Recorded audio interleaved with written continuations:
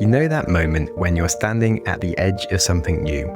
A promotion, a relationship, a dream you've been afraid to chase? There's often that split second where your heart races and a voice in your head is whispering, "What if I fail?" Well, welcome to the Growth Mindset Psychology podcast, where we learn about the science of self-improvement and build a philosophy for a life well lived. Today, we're looking at how to reject the fear of failure and refusing to let it define our story. Instead, we can build a mindset that stumbling or making mistakes isn't the end, but the beginning of something greater. I am Sam Webster Harris, and for the past 8 years, I have been exploring on this show what separates people who break through from those who stay stuck.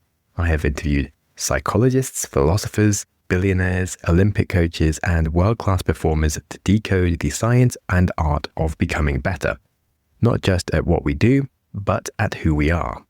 Today's guest is none other than Frank Dick, OBE, the legendary British Olympic coach who led Team GB for 15 years through its golden era, and he also worked with icons like Boris Becker and Sebastian and the England rugby team. During his 5-decade career, Frank has studied one thing: how to help people step beyond their comfort zone and take what he calls the risk of winning. So here's the question we'll be exploring today. What keeps us stuck in a victim mindset, and how can we overcome the fear of mistakes and dare to act on our own dreams? So stay with us, because what Frank reveals about failure, courage, and the choices that define character just might change how you see your next move. Right. So in your book, you talk about the victim mindset as a mentality that the world is happening and it can't be changed, and that you basically have to try and not lose. Whereas someone with a victim mindset will shoot to win, and they believe that they can change things in the world. So this begs the question, how do you coach someone out of a victim mindset to be more daring and positive?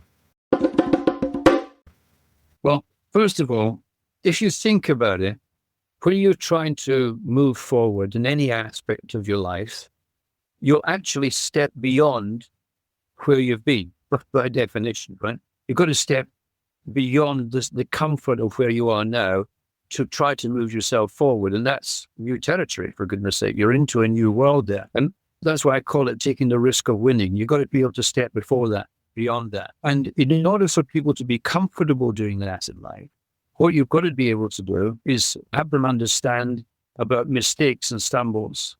If you never make a mistake in life, you've never had a dream that you've been trying to move towards. If you never stumble in life, you've never dared to make yourself better. And the issue with the mistakes and with the stumbles is that be okay with that, because they're going to happen. If they don't happen, you've not dared anything and you've not dreamt anything. So I used to say to my daughters all the time, failure is not about falling off your bike. Failure is when you don't get back on your bike and pedal even harder. And if we don't make mistakes, and say you'll not be given the opportunity to learn from that. You might think, well, that's a nice throwaway line, but let's imagine this. I push you to do something to take yourself forward, and you get it wrong, right? Now, the fact is, when you get something wrong, you're given an opportunity to learn to do it better or do it differently, right? Sometimes you're always getting it right.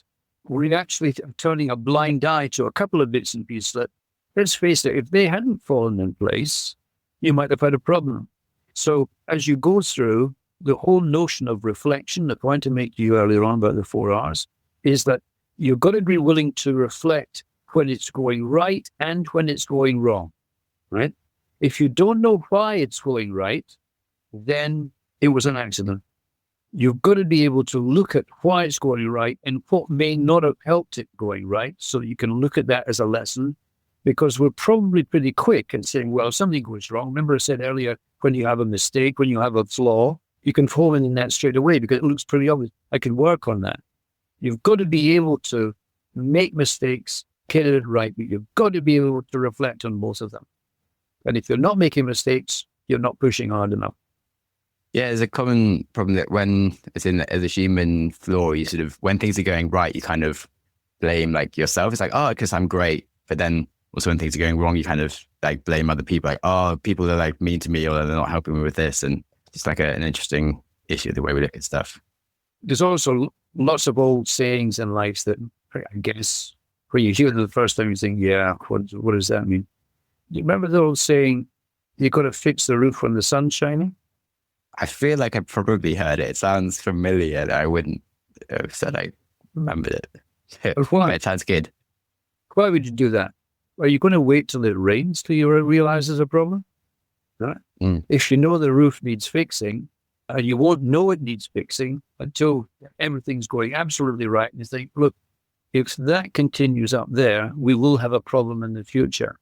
So you cannot be seduced by it going well. That's a big, big mistake in life. When it's going well, what would make it go better? What might stop it going better? And can we address these two things? Yeah, it's funny. Like you said about these sort of like timeless sayings, that I read your book first when I was like 16, and that I liked it, but I was like, oh, there's so much things. It's just all quite obvious. But then like I read it again like sort of a few years ago and was like, oh my God, I've made all these mistakes. and it's sort of, as you get a bit older, you realize that actually like you sort of mess up all these obvious things, and you actually really need to think much more deeply about them. And just sort of, made me realize this. Well, thanks for reading it twice. One of the things that I think, if I'm going to pride myself in life as being a not bad teacher, right? How do you identify somebody as a good teacher at the end of the day? I think they make you aware of what you already know. You get to a situation where you read a book or you listen to a conversation and say, well, I knew that. But well, now that I've reminded you what you know, what are you going to do with it? Because sometimes you're right. I mean, whatever said today isn't anything other than common sense. So it's everything I've said to you, you knew already. And I'd like to think all the people joining your podcast will have known already. All I'll ask you to do now then is, having got to that point of reflection, what's your response going to be at the fourth R? Yeah, this is all about then going on to take action. And one thing I've been also thinking about is have you heard of like the Jungian theory, I think it is, where he talks about like known knowns, known unknowns, then unknown unknowns. But they never talk about unknown knowns, as in the thing that you kind of know inside you because you have all the information already there, but you just never really put the connections together. Well, they're just talking about knowns and unknowns and things. One of the things that I should have mentioned a little bit earlier is that as a coach, you should actually take a bit of time every now and again. You're working with a young person or somebody in business or in sport or whatever. You're coaching them. You must never make the person you're coaching the victim of your limitations. Yeah. And what I mean by that is you have to take time to know what you know. You've got to be able to know, if you like, accept what you don't know. And you've got to be able to know somebody who does and bring them into the party. And so in life, I think it's, just as I said to my two daughters as they were growing up, I said, it's not a sign of ignorance to ask a question. It's actually a sign of intelligence. It's not an acknowledgement of failure to ask for help. If you're working with somebody else and you don't know the answers, why on earth are you trying to persuade yourself that you can muddle along and help the person that you're supposed to be coaching? You can't do that. You've got to be willing to ask for help. I think sometimes there's a mentality that thinks that if I'm asking for help, I'm admitting that I'm failing, that I'm not good enough. But we can't know everything. How can we possibly know everything? I think one of the things that maybe we often talk about the importance of courage in life, maybe one aspect of being courageous is being willing to be vulnerable and show we're vulnerable, and to stand up and admit when things are not working and when we do have a weakness that we need to correct. It would be very shallow people who would look at you and despise you for that. If we are right relationships as we go through life, then people will accept that. And they will appreciate the fact that you are willing to step outside the relationship to find those people who can actually bring something positive to the endeavor with which you're engaged. Yeah, it makes lots of sense. I would sort of flip that as well. And there's the theory that there is no stupid questions. And so as the teacher, you should sort of be vulnerable of, okay, if they're asking questions, it's clearly because of you're not teaching them right, and you should actually be the one taking ownership of the problems going on and literally embody everything you just said again. So really interesting. Thanks. one thing I haven't really heard you talk much about, but maybe I just haven't looked enough, but what do you think about sort of the whole cheating? Because you talk about like winning and like developing this mindset, but then you can kind of want it too much to the point where you then feel like you might have to take drugs or do something wrong. So what would you say, as in you must have seen a lot of people that turns out were cheating in hindsight just because of you were around for so long doing things, even whether you coach someone or not. What do you think happened to make people then go and cheat? Well, actually, it's a character flaw. I think if you start off with a simple relationship, coach-athlete, and then you can expand that as an athlete within a team or a coach within a team or in a society or in a business, you start off with, you've got to be pretty clear what your common goal is. What's our purpose here? Your vision, where we want to get to. But by the same token, you've got to agree a common code of practice or set of values as to how we are going to work together to achieve what we must achieve. You know what the rules are, and you know there's a consequence for breaking them. So, and for most people, I'd like to think that there's almost an inbuilt honesty to begin with in life. So, for example, when you were playing football in the schoolyard, did you have a referee? Why? Because you all knew the rules, and it was your responsibility to live within them. One of the problems, one of the big problems in competitive sport is having a referee or an umpire. Why?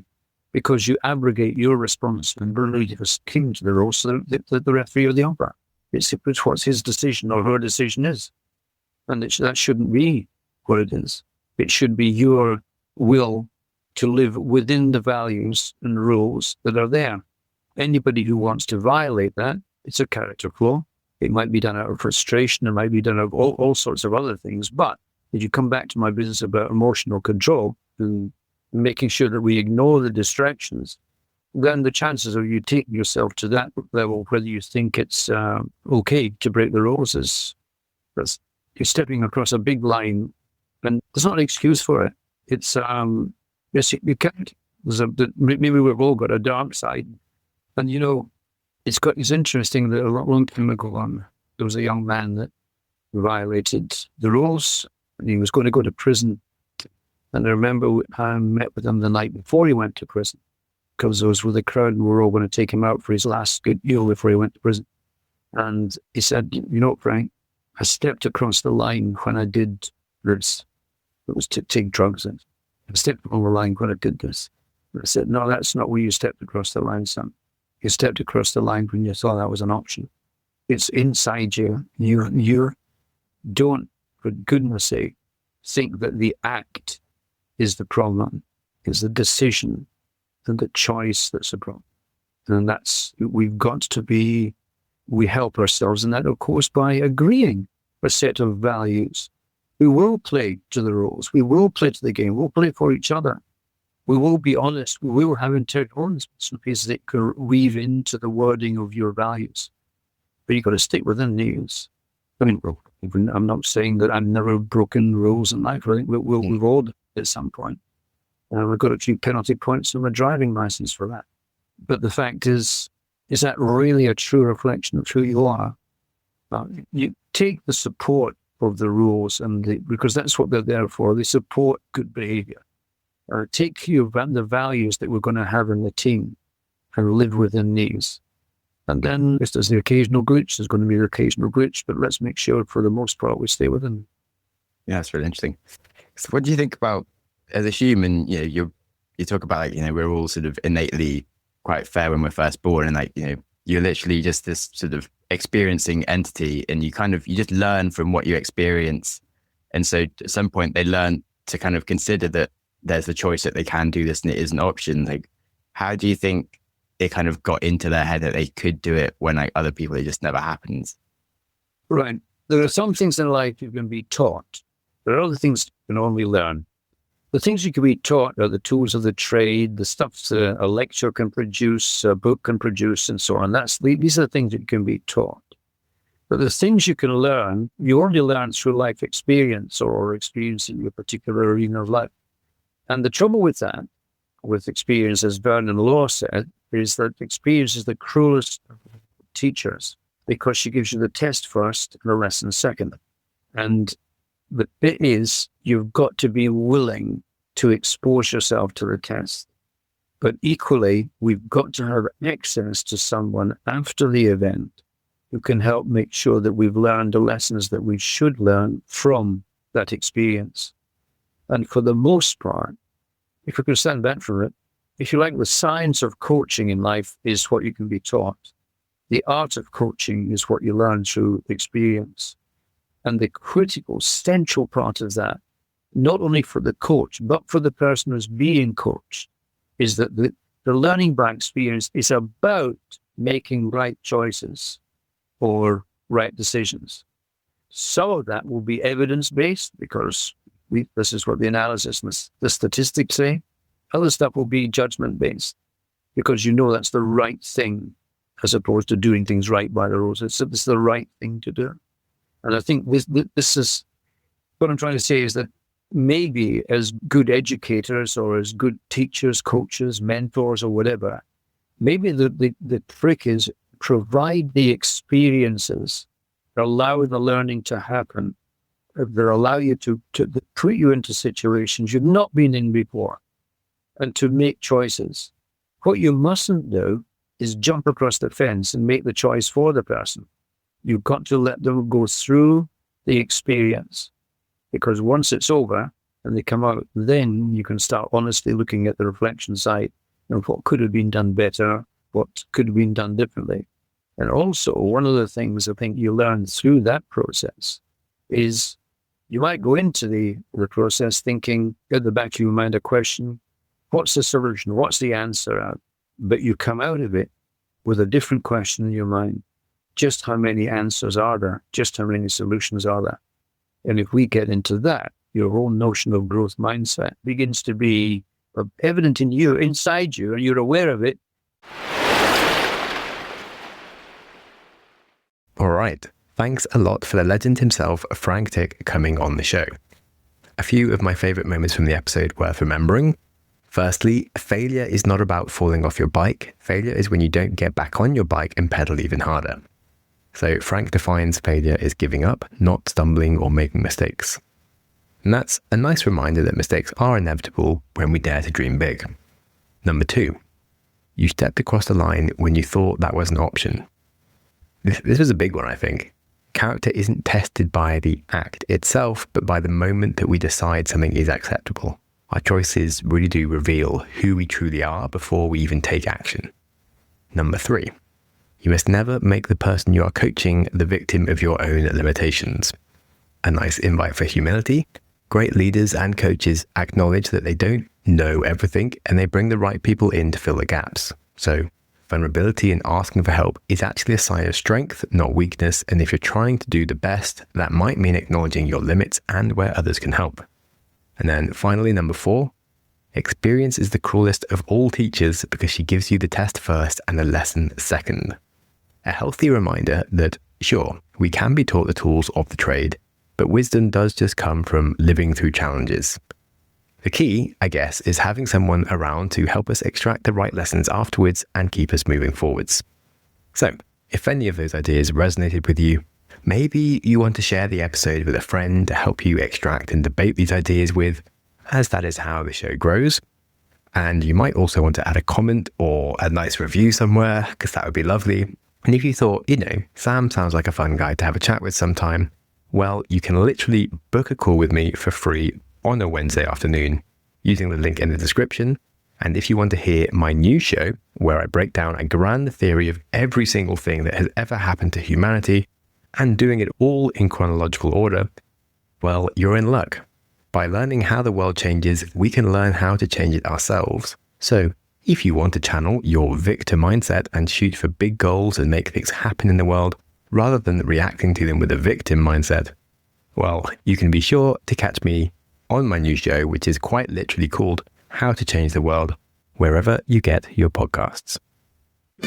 Thank you so much for listening. Go you! Your consistency to reach the end of an episode is legendary. My hero! If you have any ideas or feedback for the show, I'm always interested to hear from you. You're the best! Studies show we need time for information to sink in, so I'm going to give you a 5-second pause, silence, to reflect on one idea from the show before you jump back into your busy life. Ready and go.